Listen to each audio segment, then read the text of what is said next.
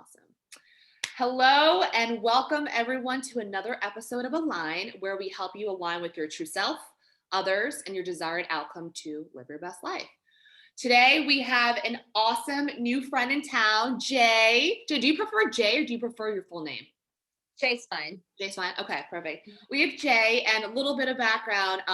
Jay, I never told you this, but when we first met, we were waiting in line to get brunch at a place that we, oftentimes go a lot. And you were already there for like an hour when I showed up. Okay.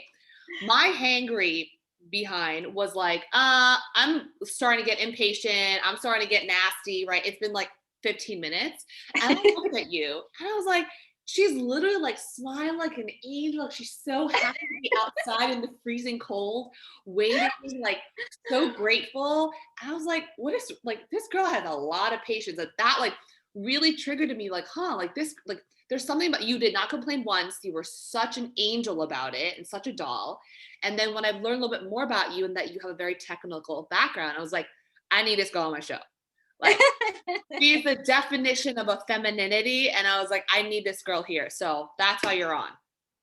Thank you. It was so good meeting you. When you walked up, I kind of had the same energy. I was like, she's cool. She's about, because you came up on I think you were in a meeting. And you're like, guys, 1 minute. And I was like, oh, that's special. I literally brought my laptop. Good. It was positive energy. It was such positive energy. It was funny because I wanted to get some work stuff done, and I literally brought my laptop to brunch. And Emily was like, "Are you bringing work to brunch?" I was like, "Yeah. Where's Wi-Fi?" That's so true. Yeah. So that's why I really wanted you to come and talk about this really, really crucial topic: women embracing their femininity in a male-dominated industry.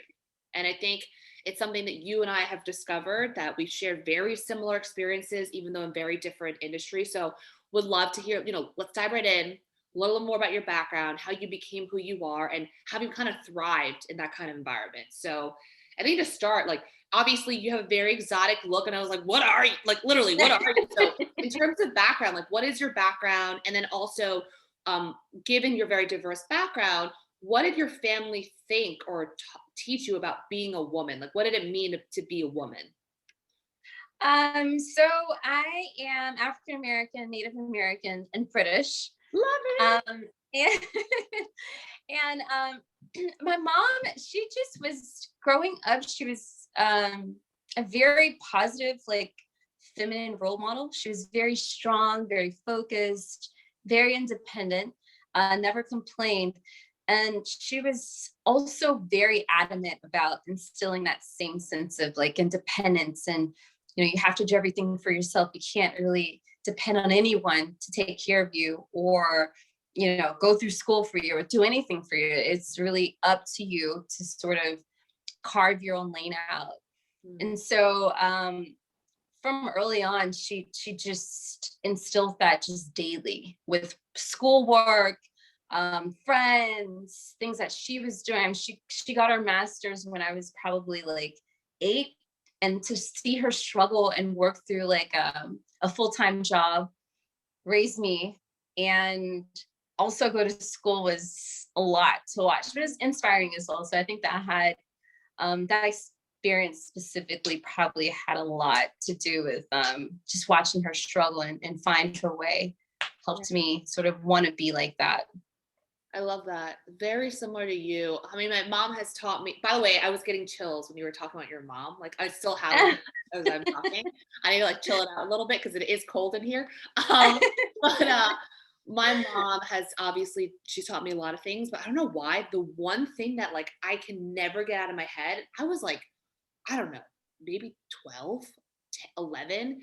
She goes, Jessica, you are never to depend on a man for money. You make your own money. And it just like, I don't know what it was. Like she's a very like similar to your mom. She's so feminine, so nurturing. Like she is like literally the epitome of like your perfect wife, like wifey material. But Right. she was an entrepreneur. She was very, very independent. And like she always like, while she was such like a mother figure, like, such an amazing wife, she like held her own. And I don't know what it is, but like her saying that just completely like ingrained in my brain. And I'm like, Jess, you were never depend on man for money. And it was more of like never to marry for money, but truly Right. to marry for someone that cares for you and loves you. So Right. Yeah, you have appreciation for that grit as you get older, and it just, yeah, you just respect it so much more. Like retrospectively, every year I just look back, and then every time I think about like how she raised me and what she struggled with, probably similar to you, like you, I get chills. I'm just like, every year it gets more and more mind blowing. It's yeah, like, how did this even work? yeah. She made. And tell me if you feel the same way, but and we'll talk a little bit more about this later too. But now that I'm reflecting on your mom and my mom, what made our moms so strong was the fact that they were so vulnerable and they were able Right. to play both the nurturing role and also like the career role without acting like a man or feeling the need to Right. be like a man, right? Like your mom sounded also very feminine, very like wholesome. Hmm. Yeah, she was also very, like you said, very feminine in the process. It wasn't this like masculine energy that she was trying to take on or teach me or show me. It was be a woman and be feminine and own who you are as a woman, develop as a woman, but also know that that's enough and you don't need anything else to exist in that being. And so she's very feminine. Yeah. I And have an so, appreciation that now that we're speaking about it, I have even more of an appreciation for it. The fact oh, that she was able to maintain that femininity and also sort of play this masculine tight energy role, and this independence, if you will. I love that. Yeah. And so we'll talk a little bit more about the femininity aspect of it. I remember growing up, and we talked about this too. It wasn't like boys are good at math and science and girls are not. It was never like that, right? Like I feel like as we got into career roles, like engineers, financiers, tech guys became more of the males, there were most Right. men. But I look Mhm. back and like when I was going through high school and middle school and taking all these AP classes, I mean, it was 50-50. If not, oftentimes there was actually more women. And so I bring this up because for you, math and science was always kind of your strong suit, right? Mhm. Yeah, yeah. I grew up. So my mom and dad both were accounting majors, and so very like numbers focused. My mom's math is still way better than mine. It's embarrassing. But yeah, it was this. I remember having a class. With you, I had the same experience where it was sort of 50-50 during school. Yep. But I remember getting to college and engineering, and I was the one female in a class of like 50 students, which was absolutely insane. Wow. And from then I don't it was discouraging. I remember going to the TA after class and saying, is this something that you think I can do? Because I didn't see anybody like me in the room, and I just kind of felt like maybe this is not for me. This is for people like me. Is maybe this is not something that I can do as a woman. And so I still to this day, he's one of the main reasons that I'm still in engineering is because of her, because I obviously had talked to her about it. She couldn't even fathom me asking the question of, is this is this something that I could do? But the teacher being so like sure about it when I then spoke to him, he was like, for sure you can. This is I will help you get to where you need to get. If it's sitting after class every day, tutoring, going through the numbers, going through the sciences and everything else that you need to succeed, you'll try this and you'll succeed in it. And Mm. so yeah, it's kind of discouraging looking back at it. Like I don't know what perspective like I can put into words my perspective then as detailed as I would like to know about. But yeah, it was very male dominated Yeah. in school. Yeah. I don't know how that fall happens, but to your point, when you brought up that story, it also reminded me of when, whether it be grade school, high school, even college, if it weren't for specific teachers and TAs and Mhm. the resources, I don't think I would be where I am. And it just Right. takes like literally that one person that believes in you, and you didn't see the thing in yourself that you're like, oh wait, you are right. I'm pretty good at this. I belong here, right? So Yeah. I love that. Yeah, it's now that I'm in it, I don't know what else I would have done. Like I think about all the other majors and I'm just like, how could anything, because I'm so anal and I'm Yeah. so like detail process focused, and everything just has to make sense and add up for me, just personally, professionally, everywhere. Yeah. And so I don't know where else I would have been able to just lay out in that sense, professionally. Yeah.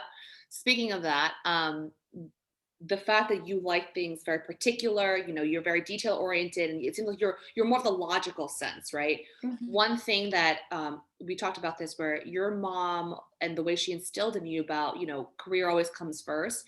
Talk a little bit more about where like breakups, happiness, all this kind of stuff in our love department is constantly changing. It's very Yeah. volatile.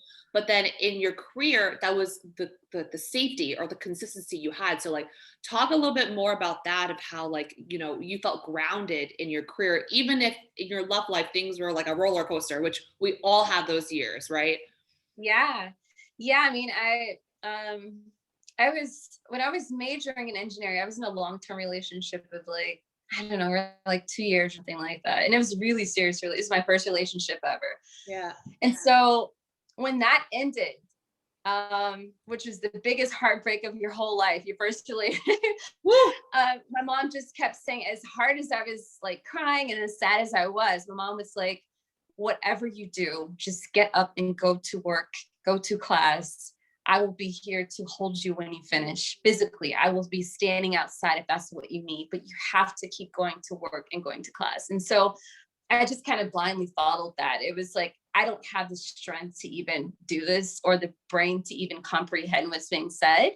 But I have to be here because my mom says that this is what the best thing is to do right now. So, but yeah, it was, it's always been, and I'm thankful for that because it really has been the constant current throughout my life. It's been my career. It's been the one thing that has not let me down. I hate to say that because it's so cliche, but it kind of has been. It's been the thing that's always been there. It's been the thing that I can always throw myself into.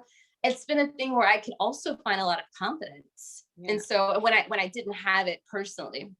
Yeah. And so yeah, it's if I could go back and give myself one piece of advice, it would be exactly what she said, is to push through that when you can't push through anything else. I love that. No, hey, girl, everyone knows their first heartbreak, right? And very similar to you, I just dove completely into my studies and into my career. I was just like, this is going to pay me the dividends of where I want to be. Like, not this, the emotions are important, but like feel it, but like I can't keep dwelling on it, right? Like, there's a reason why it ended. We got to move on with life and just convert that energy that you have into something that's going to be productive for you going forward. Right. And I think the part of it, why it's so important, is that for both of us, we actually loved what we did and do, right?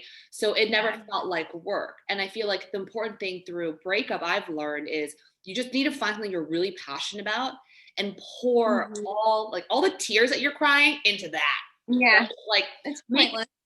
right, like take the mess and make like a masterpiece out of it. And so Oh, yeah, yeah. I'm with you. I feel like the one thing that we can take out of heartbreak is like the inspiration to kind of fuel it and convert it to another path. Yeah. Yeah.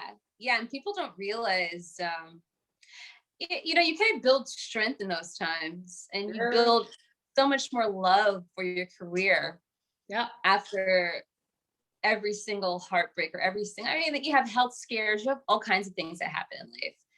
And when you can count on, the one thing that you love to do being there, and that being great at all times or good at all times or positive, then it's just relieving in Yeah. general. Yeah. And I feel, and I'm sure you have girlfriends where, no judgment, but their priority is to be a housewife, get married, have Mhm. kids, and that's what they want. Respect to that, right? Yeah, yeah, For women like that though, like I always say, like ones that are close to me or some of my clients, it's you still need some sort of passion outside, because when things get rocky, because in relationships it's all based on emotion, it's not very logical, right? Like right, right, right. your heart wants what it wants. So when it's such a volatile aspect of your life, you still need a grounding force through a passion. So like find something that's going to be the stability for you. I don't care if it's like, I don't know, race car driving or like Yeah, painting. You just need to find that stability, so to speak. yeah, yeah. And it's empowering to be able to find confidence as well in work, I think, as well. Or it's also, I should say, I keep saying as well. No, it's true, because it's like But yeah, your sense of self-worth as a woman cannot just be about like your physical appearance, how many men that you attract, like who you would date. Like that is obviously a part of our confidence, but it cannot be all of it. Like you got to spread those no. eggs. You know what I mean? In different. Yeah, yeah, it's literally. You have to be able to, you have to be able to, and this is the one thing that that you've done for yourself as well. It's empowering, like I said, to feel like you can find confidence in something that you built on your own and not something that your mother gave to you through genetics, or Yeah. where you just happen to be at the right place at the right time. It's no, I've put in 10 years to this idea, and the fact that I can now find confidence or pull confidence from it is empowering. I love it, girl. Let's dive a little bit deeper on the career aspect, right? So in your division, there's 8% of women, right? Crazy to me. Like in finance, the numbers are bad, but definitely not that bad, right? So and we talked about how we both shared at points of our life the need to overcompensate, and feeling like we're already starting as a quote disadvantage because we're female, that we need to like Yeah. overcompensate and like overprove that we belong to be here, right? So talk to me about kind of this overcompensation, how it translates to like the way you dress, the way you speak, the way you show up. Yeah. So, because it's so male dominated, and it's not just male dominated. It's a specific type of male. I feel like in engineering, and so I feel like I love them all, but there's a very specific, and so I find myself at work, if I'm going into like a customer meeting, I would want to wear like a dress. That's what I would choose on my own. But I usually wear dress pants, and it's to not bring in any sort of distraction. I want them to feel as connected, and be able to have this sort of sense of relatability to me as a person, and not be sidetracked with anything else. I want them to feel like I'm kind of one of them. And so it's sort of this unconscious feel to like dumb down your femininity Yeah. in a way, which is unfortunate, but I mean, it is what it is at this point. And just an example of having to, you talked about this default of sort of feeling behind as a woman and having to prove yourself. I was in college in a lab one year, and I was talking with we were in a group lab. So it's like a lab of like four of us in a group. And we were going through this concept. It was a semiconductors lab.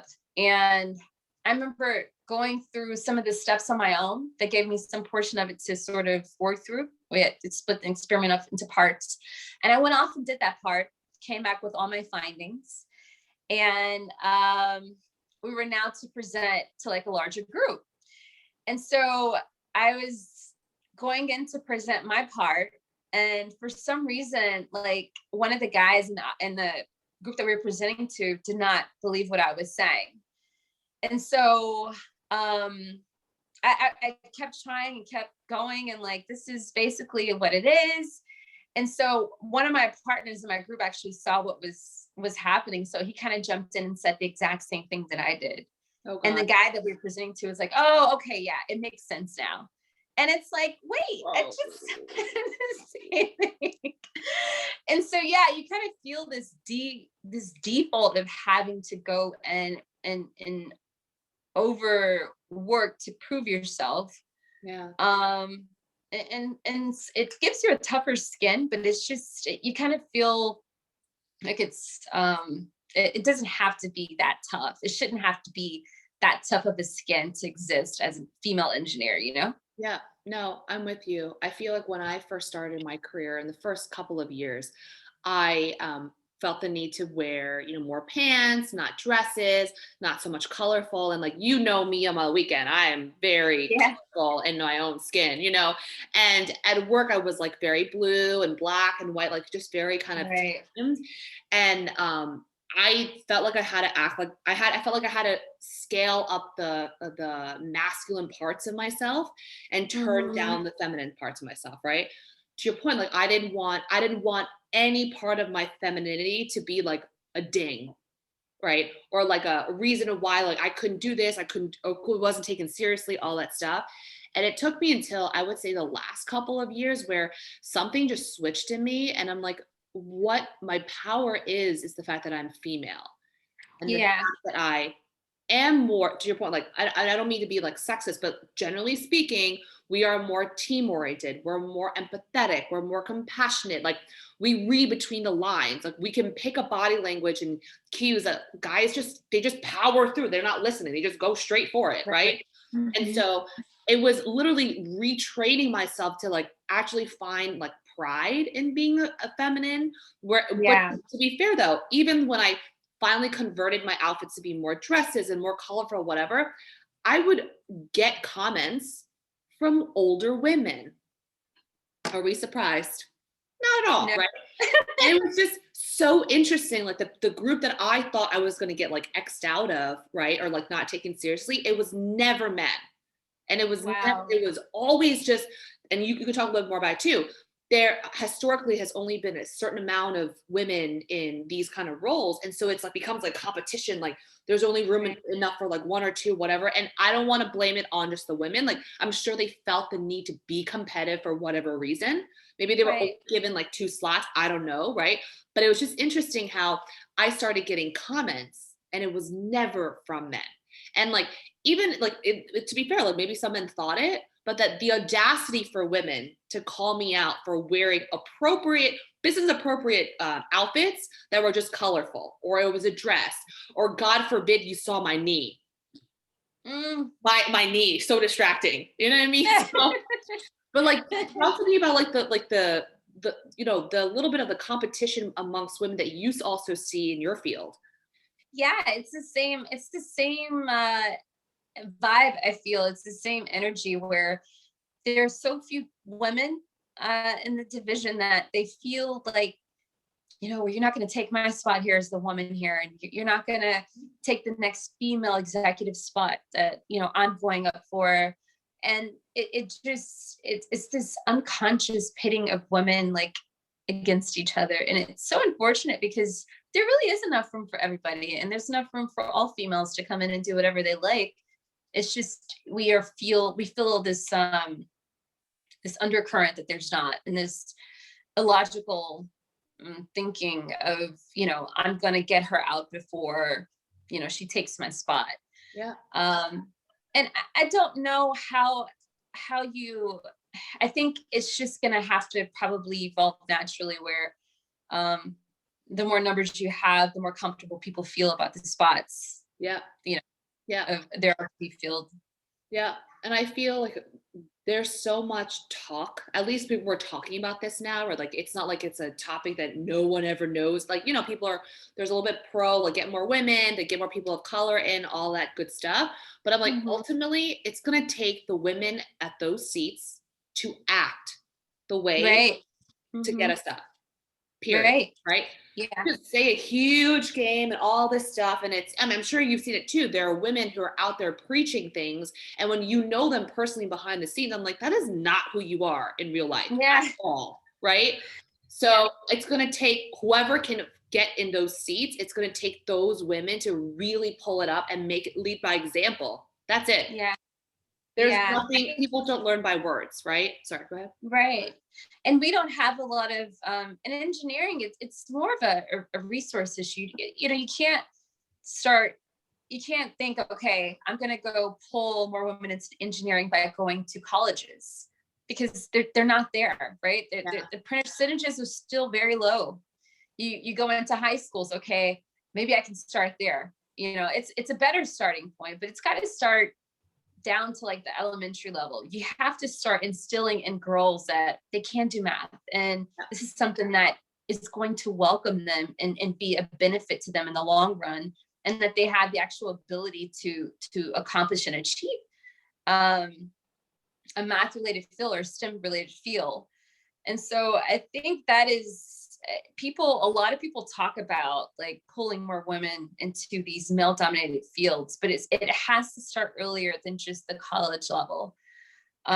It's not, the resources are just not there at that level unless they've already been there. You're not going to create a resource of women by college. No, I agree. And it's changing the script, right? The cultural stigma between like a scientist looks like this, or Right.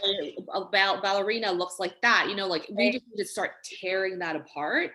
And Right. I'm sure there's so many roles that guys want to be more fluent in and they're not, right? Or it's like there's a social stigma against it. So I'm with you. We need to, as the new generation of parents are forming, it's really up to them to say, this is okay.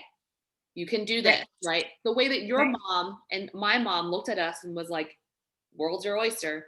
Have at Yeah. it, right? You do whatever you want. Whatever you want. Yeah. Okay? Just make your own money. Whatever you want, but make your own money. Uh, Super helpful. Let's talk a little bit deeper on when you're wearing pantsuits and you're playing within a box, right? Because that's not all of you. That's a tiny sliver of Jay. Right. Right. Do you ever feel like suffocated? Do you ever feel like you can't, it feels uncomfortable? You're walking on eggshells because you Yeah. can't fully be yourself at work. Yeah. Yeah. I one time somebody made the comment that I think I was pitching some idea or something to this design team. And one of the guys said that I was being too emotional about it. And it's like, oh, okay. I was just trying to, stress the important points, but if that's emotional, then maybe, I need to dumb myself down a bit so that I'm more effective.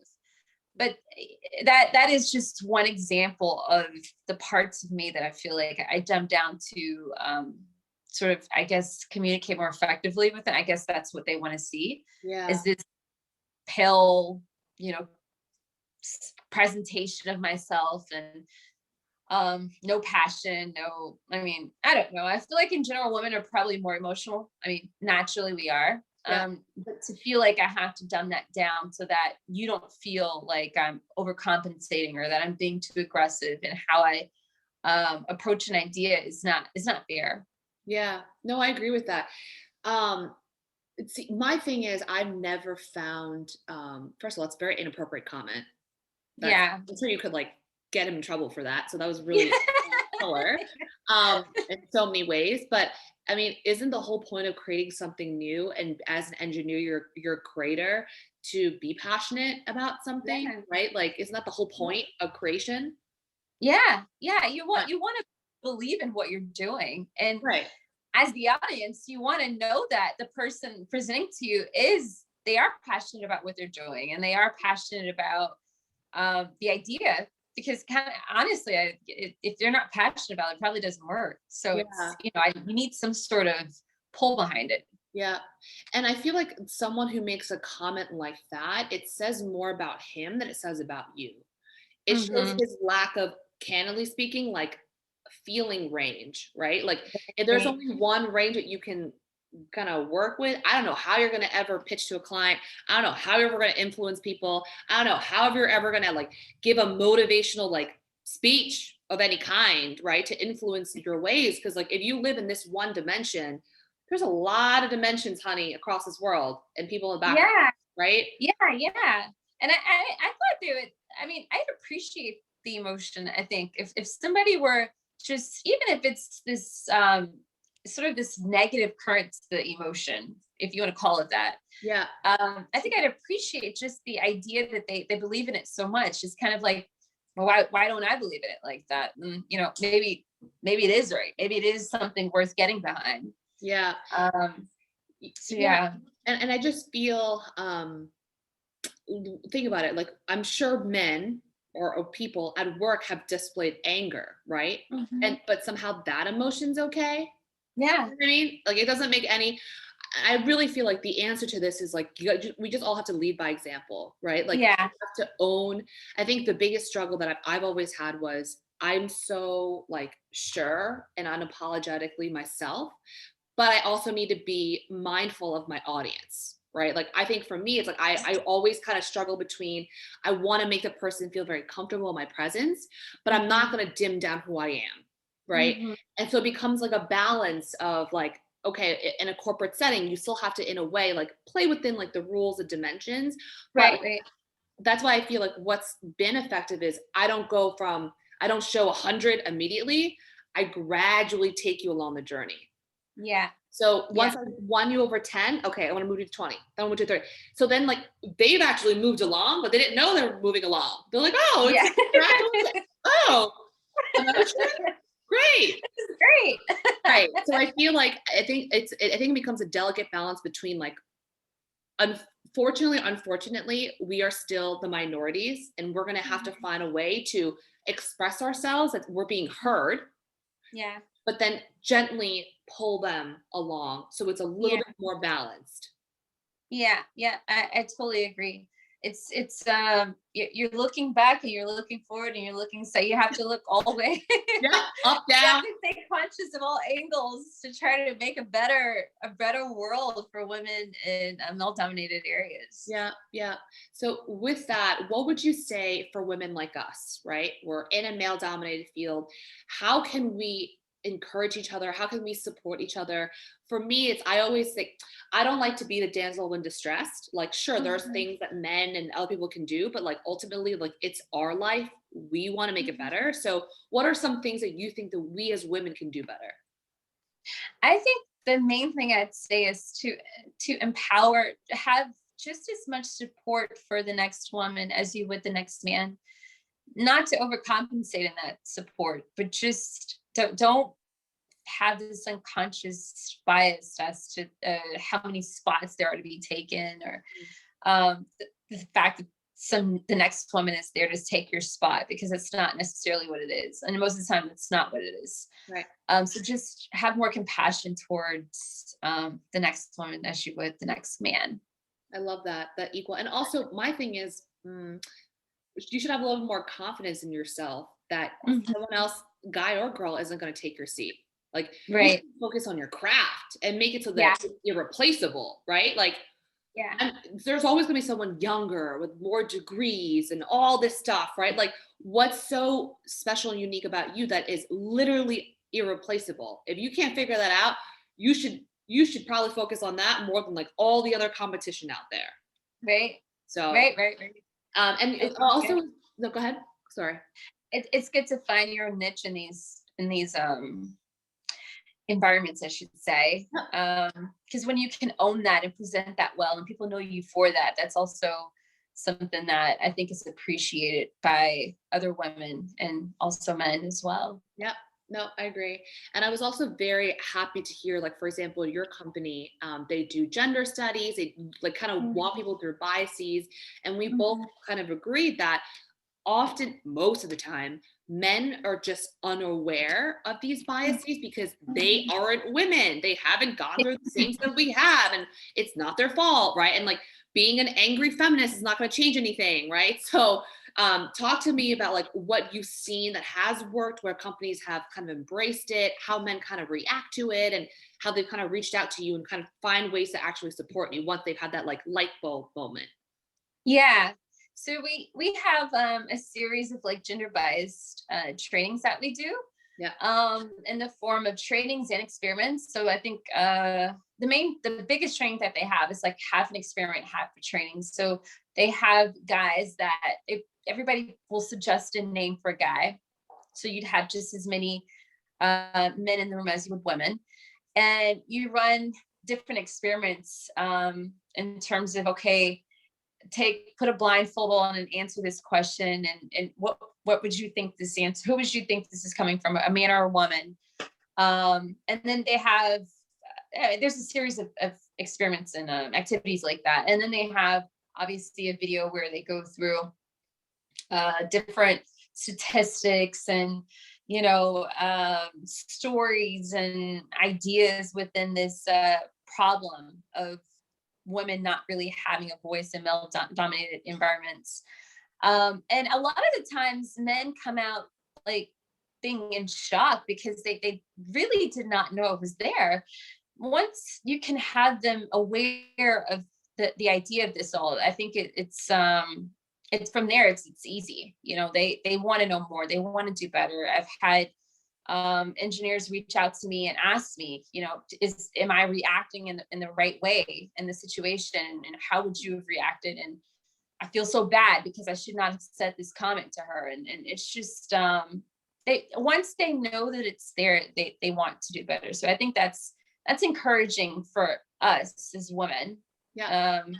To know that they do want to do better. It's just a matter of education and becoming aware.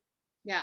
And I would say for the women, of course, when you speak in a more, what's the word, like a softer tone versus the angry tone, it's going to be probably much more receptive. Like they always say, you catch the bees with honey. So that's one thing I always say to, like, you can feel very passionate about these topics, and you should, because these are experiences. But what's the end goal, right? The end goal is to have a better system, a better way to kind of upgrade the outcome. So in that case, I'm like, let's kind of scale down the motion a little bit and just pure execution of, like, how do we communicate it so it's being digested by our male peers and supporters, right? Yeah. So, Jay, thank you so much. Honestly, like, this is, as you can tell, like a very not only important topic, but a very dear topic to both of us. And I'm so glad to hear, you one in like a million people, 1,000 people who are actually in that engineering role kind of share your experience as a female. And in addition to, obviously, thank you so much, I always ask people, I think everyone has a unique gift that they can share with the world. What do you think your unique gift is?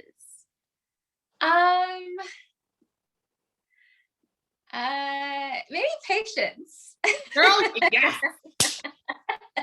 Your patience is like, I need a bottle of that. I don't want to like self-proclaim. So you already mentioned that. So maybe patience is probably my favorite thing to give, I think, in general, to the world as I can. I mean, if we can bottle that, if you can teach that, like, I need a course in patience with you, because I was like, how is she literally smiling in the cold for 2 hours? Like, it makes no sense. And like, she must be starving. It was like 3 p.m. at that time, and it was like brunch. Like, we're going to friggin' dinner now, right? So I attest, your patience is an absolute virtue.